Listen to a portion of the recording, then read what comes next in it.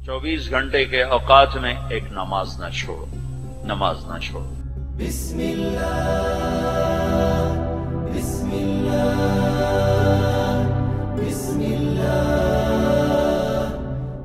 फिर आप लड़के लड़कियां इकट्ठे पढ़ते हो, अपनी नजर में हया का सुरमा लगा के रखो। नजर का हया बहुत बड़ा जेवर है और नजर की आवारगी बहुत बड़ी आवारगी है। दिलों को तबाह करने के लिए इससे ज्यादा खौफनाक कोई चीज नहीं है, और दिल को रोशन करने के लिए इस पर्दे को झुकाने से ज्यादा कोई चीज नहीं है। जिसकी नजर नीचे होती है पूरी दुनिया के शैतान मिलकर उसे गुमराह नहीं कर सकते। जिसकी नजर उठ जाती है पूरी दुनिया के जुनैद बगदादी उसके दिल को पानी नहीं लगा सकते और उसके दिल को नरम नहीं कर सकते।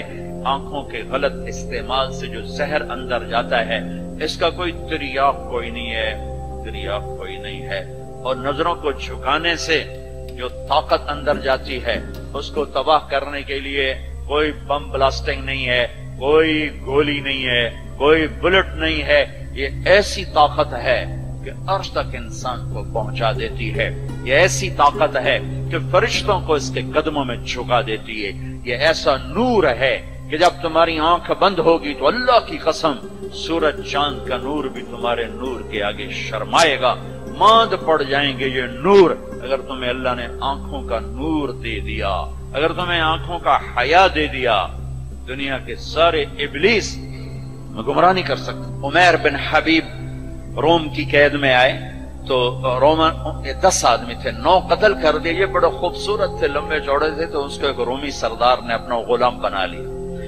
फिर उसने कहा कि अगर तू ईसाई हो जाए तो मैं अपनी बेटी भी देता हूं, अपनी रियासत भी देता हूं। तो उन्होंने फरमाया कि सारा मुल्क अरब भी दे दे और मुल्क रोम भी दे दे, मैं एक पल के लिए भी अपना दीन नहीं छोड़ सकता।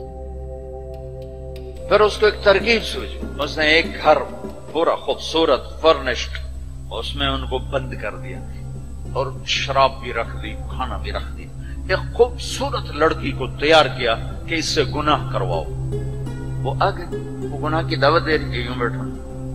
3 दिन गुजर गए, 3 रातें गुजर, न खाया न नजर उठाई न पिया। 3 दिन के बाद वो लड़की कहने लगी तू क्या बला है, न तूने खाया न तूने पिया न तेरी नजर उठी, कौन है तू, क्या है तू, तुम्हें कौन रोकता है? तो फरमाया कि अब तो मेरे लिए शराब भी हलाल है जिस हाल पर मेरी प्यास पहुंच चुकी, और सूअर पका कर रखा हुआ था कि ये गोश्त भी मेरे लिए हलाल है जिस सतह पर मेरी भूख पहुंच चुकी है, लेकिन मेरे रब से मुझे हया है जो मुझे देख रहा है। मैं ये काम नहीं कर सकता। लड़की 3 दिन की बजाय 30 दिन यहां बैठी रहे, मैं ये काम नहीं कर सकता। मेरी जवानी अमानत है, इस पे दाग नहीं लग सकता। वो कहने लगी तेरे जैसे इंसानियत के ताज को मैं कत्ल नहीं होने दूंगी, मैं तुम्हें छुड़ाऊंगी। बाहर निकल के कहने लगी सरदार तूने मुझे किसके पास भेजा है? लोहा है, ना खाया ना पिया, या पत्थर है कि एक दफा उसने नजर उठा के नहीं देखा, मैं कहां से उस पर हाथ डालती। और फिर रात को आई, एक थैले में कुछ खाना और एक मशकीजे में थोड़ा पानी, और उसको चुपके से निकाला। कहा कि ये देखो तारा, कुतुब सितारा दिखा, कहा इसको यहां रखना कंधे पर और चलते रहना, रात को चलना, दिन में छुपना। अगर इसको तुमने इस सीधे कंधे के साथ रखा तो एक दिन तुम इराक पहुंच जाओगे। ये किरदार था जिसने सहरा नशीनों को कैसर और किसरा के ऊपर झंडे गाड़ने की ताकत अता फरमाई, तौफीक अता फरमाई और कुव्वत और कुदरत दी। मेरा तो रेडी पे सेब बेचने वाला भी बददियानत है, खाइन है। अल्लाह उसके रसूल की गुलामी को ढूंढो ढूंढो। मजहब का इख्तलाफ कब नहीं था? मेरे नबी की मौजूदगी में सहाबा में इख्तलाफ था, नबी की मौजूदगी में इख्तलाफ था। इख्तलाफ खत्म ही नहीं हो सकता। मोहब्बत करना सीखो, मोहब्बत करना सीखो, मोहब्बत करना सीखो। तुम अपने नबी की सीरत उठा के देखो, मुनाफिकों को गले लगाया। अब्दुल्ला बिन उबई मरने के करीब हुआ। अब्दुल्ला बिन उबई गलीज तरीन इंसान और जहन्नम के सबसे नीचे। अबू जहल ऊपर है, अब्दुल्ला बिन उबई नीचे है। अबू जहल ऊपर है, अब्दुल्ला बिन उबई उससे नीचे है, लेकिन उसने इस्लाम का लिबादा ओढ़ा। मेरे नबी क्या आम आदमी, मेरे नबी को तो सारे मुनाफिकों का पता था कि कौन कौन है, बाकी सहाबा को नहीं पता था कि कौन है, लेकिन अब्दुल्ला बिन उबई के बारे में सबको पता था ये मुनाफिक है। उसके बेटे आ गए, वो सहाबी थे, कि या रसूलल्लाह मेरा बाप मर रहा है, आप जनाजा पढ़ाएंगे? कहा हाँ पढ़ाऊंगा। तो उसके कफन के लिए आप अपना कुर्ता दे देंगे? कहा हाँ।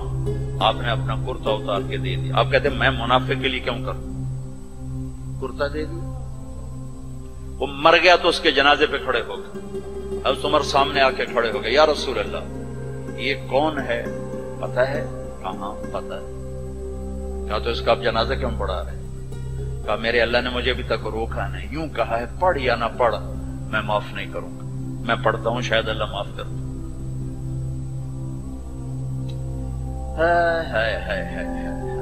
एक जगह था वह इन तस्तगफिर लहुम 70 मर्रतन फलन यगफिर अल्लाहु लहुम, ऐ मेरे नबी 70 दफा पढ़ दे जनाजा मैं फिर भी माफ नहीं करूंगा।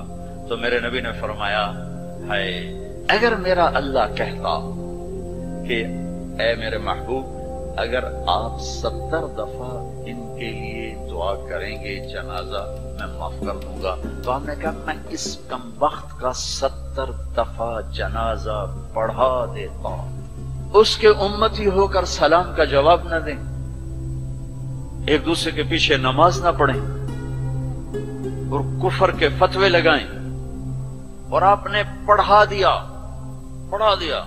और फरमाया अभी मुझे अल्लाह ने रोका नहीं, इख्तियार दिया है शायद बख्शा जाए। वो उसकी मैयत को लेकर गए तो जल्दी निकल गए, आप जरा पीछे रह गए, तो उसको कब्र में उतार दिया था, हमने कहा बाहर निकालो। उसकी मैयत को बाहर निकाला, अपना लुआब अपनी उंगली पे लगाया और उसके मुंह में ऐसा डाला कि शायद अल्लाह इसकी तो फैल इसकी बख्शिश फरमा दे। इस मंजर को देखकर 100 मुनाफिक कलमा पढ़ गए, 100 मुनाफिक कलमा पढ़ गए। मेरे बच्चों ऐसे उलमा का आलाकार मत बनो जो तुम्हें दस्तो गरे बां कर दें, जो तुम्हें मुसलमान को काफिर पेश करें। मुसलमान बनो, मोमिन बनो, मुसलमान बनो। अल्लाह ने हमारा नाम या मुस्लिम रखा या मोमिन रखा। मेरा तेरा तारुफ ईमान है, इस्लाम है। एक दूसरे से ऐसी नफरत, उम्मत तो खत्म हो गई, ग्रोह बन गए, फिरके बन गए, टुकड़े टुकड़े हो गए। तो अल्लाह की मदद किस पर आए, किस पर आए, क्यों आए? इधर मजहब के नाम पे नफरत और इधर तहजीब के नाम पे नंगापन और नाच आवारगी। किधर अल्लाह की मदद आए? मुसलमान बन के रहो अपने हौसलों में। तुम्हारे इन बच्चों में कोई आपस में लड़ा हुआ हो, अभी उठ के गले लगना कि मेरे नबी का फरमान है 2 मुसलमान लड़ पड़ें फिर 3 दिन तक सुलह न करें तो मेरी तरफ से यहूदी मरें, ईसाई मरें, मुझे उनकी कोई जरूरत नहीं है। और हर पीर और जुमरात को अल्लाह की बारगाह में आमाल पेश किए जाते हैं, आमाल पेश किए जाते हैं। जब 2 मुसलमान, 2 औरतें, 2 मर्द, 2 नौजवान, 2 लड़कियां, 2 लड़के, 2 भाई, 2 पड़ोसी आपस में लड़े हुए हैं, सलाम दुआ नहीं है, जब तक ये तौबा नहीं करते मुझे इनका कोई अमल कबूल नहीं है। मेरे बच्चों मैंने हौसल लाइफ गुजारी है, हम तो जानवर थे और उस जमाने में ऐसे तबलीग का काम भी न था। मैंने तुम्हें पहले बताया कि 2-3 लड़के इकबाल हौसल के लॉन में नमाज पढ़ रहे होते थे, वो बागीचे में, नमाज का किसी को पता ही नहीं था। अब तो माशाल्लाह बहुत बहार है, लेकिन एक बात ये थी कि मजहब का भी पता कोई नहीं जानता था, फिरका क्या होता है, और ये वो फिरका है, ये वो फिरका है। सब मुसलमान बन के रहते थे, होते गाफिल थे, पता कुछ नहीं था। तो आज तो माशाल्लाह बहुत बेदारी है। अल्लाह ताला आपको जज़ा खैर अता फरमाए।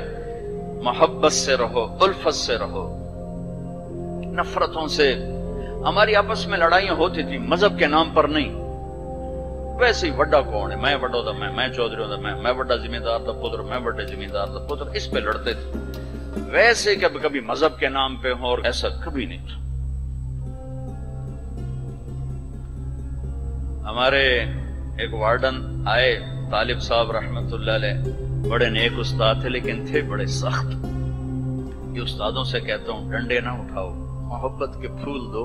وہ استاد نہیں ہے جس کے نہ آنے کی کمی طلبہ محسوس نہ کرے کہ آج ہمارے ٹیچر نہیں آئے آپ, اور جب ٹیچر نہ آئے کہ شکر ہے کوئی نہیں ہے, جان چھٹی.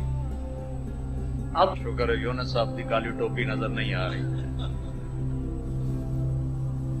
جان چھٹی. وہ استاد نہیں ہے.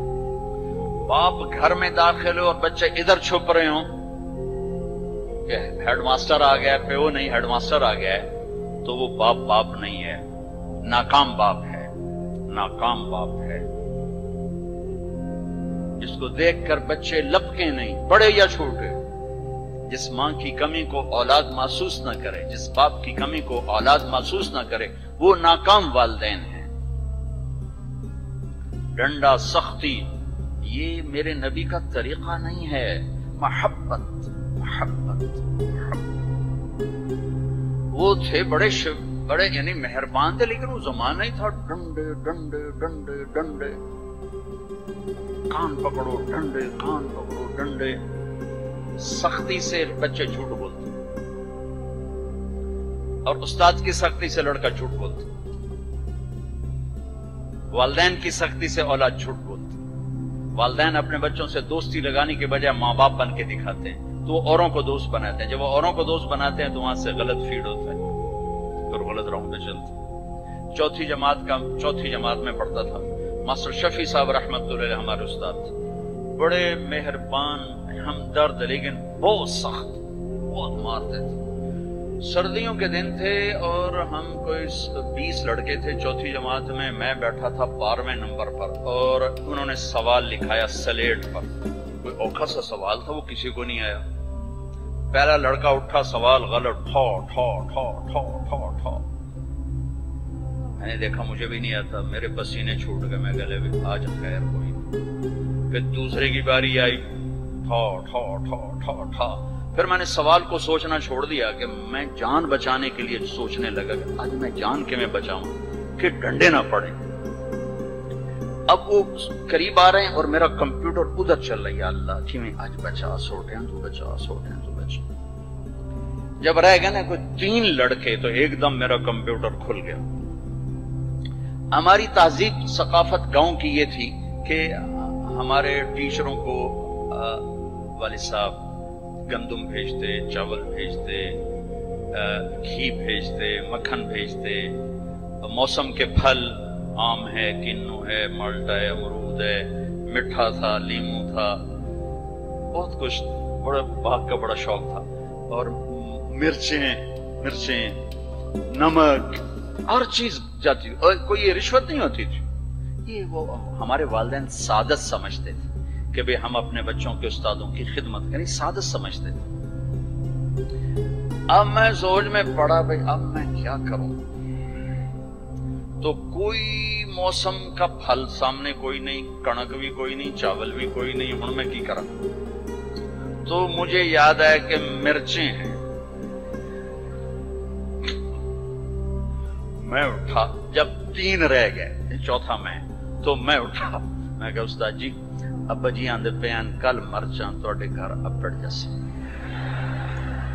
انہوں نے کہا ٹھیک ہے میرا پتر, ٹھیک ہے, تو بہ جا.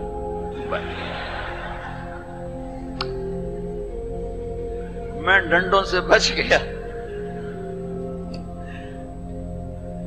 یہ جھوٹ مجھے کس نے بلوایا؟ میرے استاد نے بلوایا. بچہ تو ایک یہ پھول ہوتا ہے, اس کو یوں تھپڑ مارو تو یہ مسئلہ جائے گا.